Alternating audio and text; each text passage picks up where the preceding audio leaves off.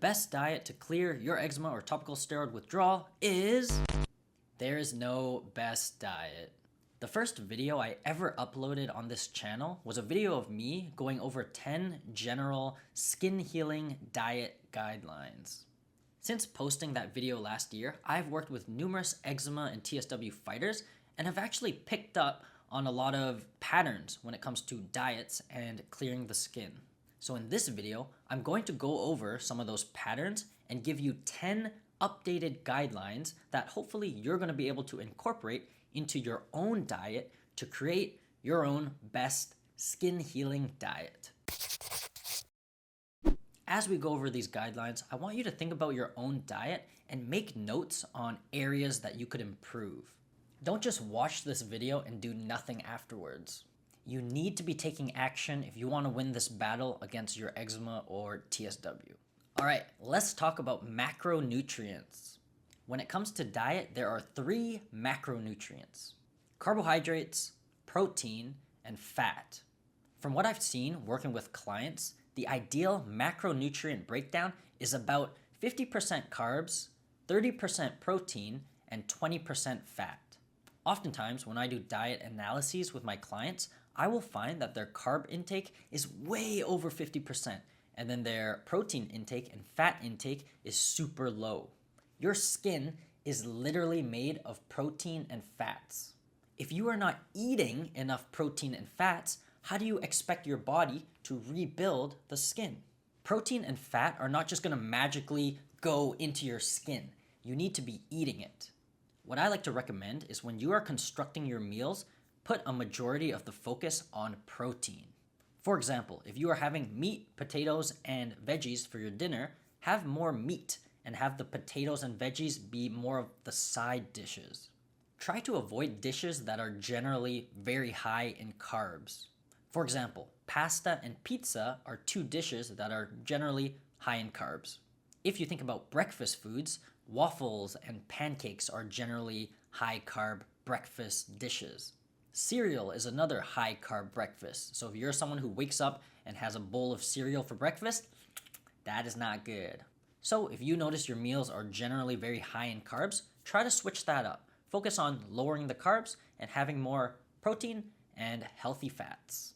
A classic breakfast for myself might include eggs, sausage, a vegetable like broccoli or zucchini, and then maybe some avocado on the side.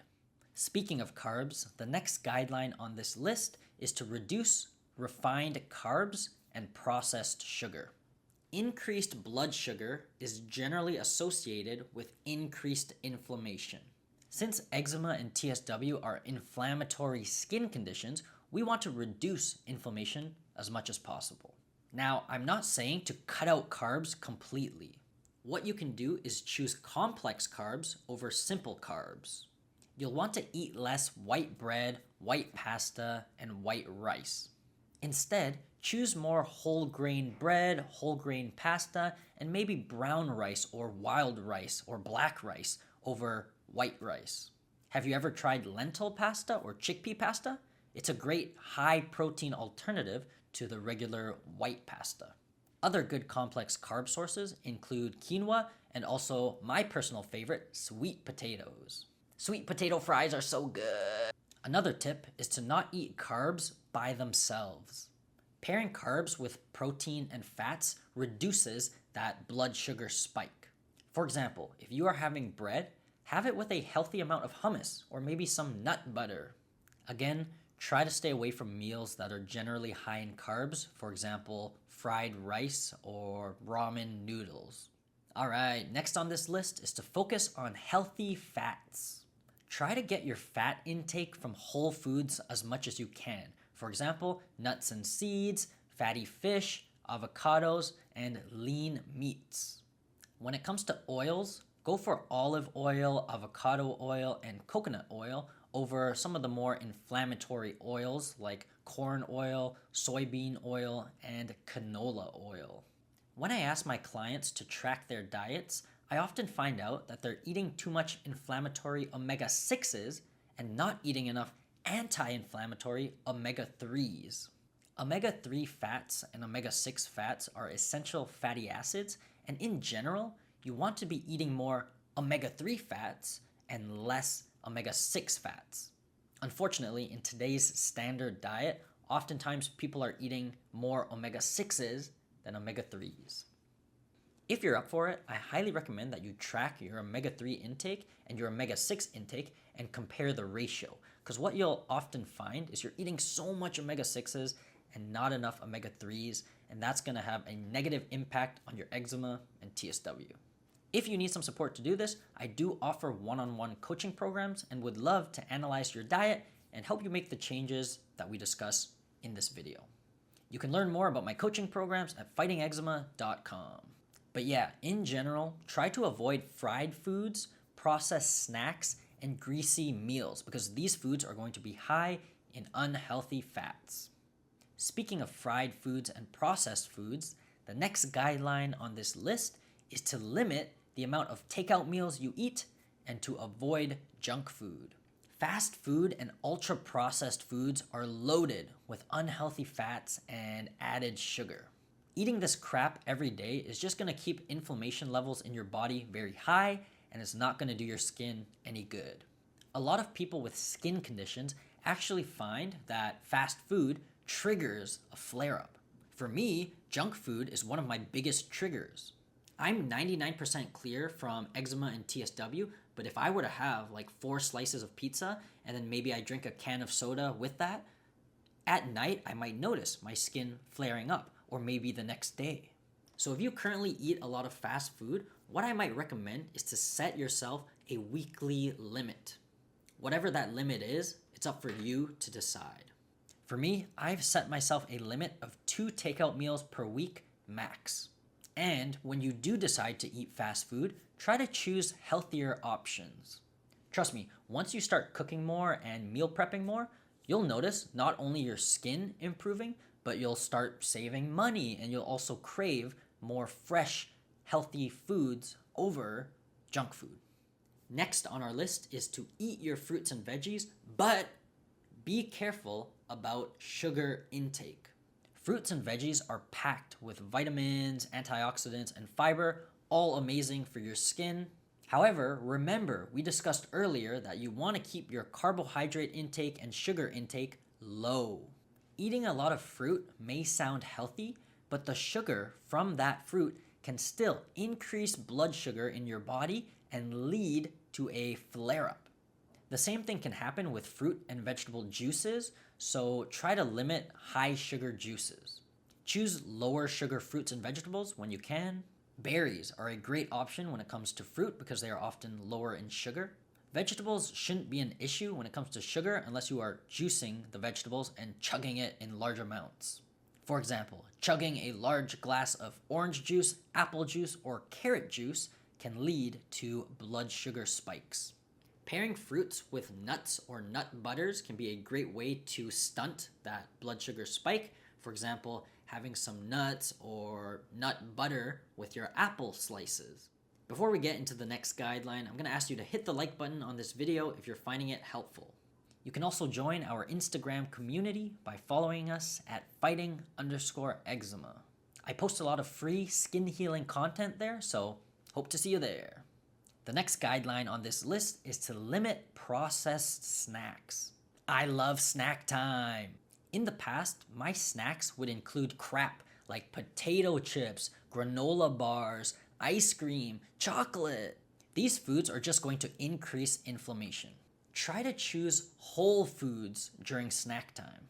For example, I like mixed nuts, fruits, vegetables with a dip, maybe avocado toast, cottage cheese, Greek yogurt. Ooh, I also love a good smoothie.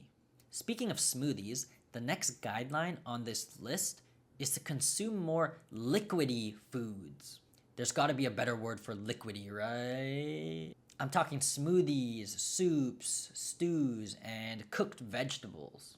These liquidy foods will help you stay hydrated and are easier to digest.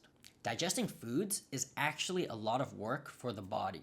If we make digestion easier, the body can now focus on rebuilding and repairing the skin. Also, a lot of us with skin issues will have underlying digestion issues. Maybe check out some of my other videos on digestion if you want to learn more about that. It's also super easy to make a large pot of soup, and now you have soup for the next few days. Personally, I love to do a big pot of bean and beef soup, maybe with a bunch of vegetables in there. Oh, onion and garlic, of course, and then maybe throwing in some brown rice or potato as well. Another liquidy food that I'm going to actually give its own guideline is protein shakes. With the diet analyses I do with my eczema and TSW clients, I find that 90% of them come back not enough protein. I usually recommend 1.5 grams of protein per kilogram of body weight daily minimum. For example, I weigh about 60 kilograms, so I need to be getting around 90 grams of protein per day minimum. One protein shake can give you 20 to 30 grams of protein right there. Imagine getting an extra 30 grams of protein per day. In a month, that's an extra 900 grams of protein that your body can use to rebuild and repair the skin. Because remember, the amino acids needed to rebuild the skin doesn't just magically appear from nowhere. If you notice that you are shedding a lot of flakes due to your eczema or TSW, that's a lot of protein leaving your body right there, because those flakes, that skin, is basically protein. So you need to eat more protein to make up for all of that protein you're losing through flaking. When choosing a protein powder, look for ones without any added sugar. Also, you'll want to avoid whey protein if you're sensitive to dairy. I've seen eczema fighters go on a protein shake because they weren't eating enough protein, but they chose a whey protein and they were sensitive to dairy, and that just caused more problems. Personally, I like beef protein powders, but there's also vegan protein powders if you prefer that. The next guideline is something that I actually struggle so much with. It's avoid eating too close to bedtime. Going to bed with a full stomach means your body is going to be focusing on digestion rather than going to sleep. This means that your quality of sleep will be lower. Sleep is when your skin is going to be repairing the most, so low quality sleep means less skin repair. I recommend having your last meal at least 2 hours before bed. If you really must eat before bed, try to keep it to smaller snacks only. When I was suffering from eczema and TSW, I would have snacks like potato chips, cereal, and instant noodles before bed, and that was not doing my skin any good. All right, the next guideline is very important. It is to focus on the long term, not the short term. Remember, you don't have to be perfect with your diet. Actually, I encourage you to treat yourself every once in a while. Enjoy your popcorn and soda when you go to the movies. Eat that cake at your friend's wedding. If it's summertime and you go to a barbecue, eat that hot dog. The key is to have a sustainable, healthy diet long term. I hope you found this video helpful. Again, take a look at your current diet and see where you can make changes. If you want me to personally analyze your diet, don't forget to check out my coaching programs at fightingeczema.com. If you want to learn more about how to clear your skin, check out one of the videos that has just popped up on your screen. Thanks for watching, and I'll see you in the next video. Now go out there and improve your diet.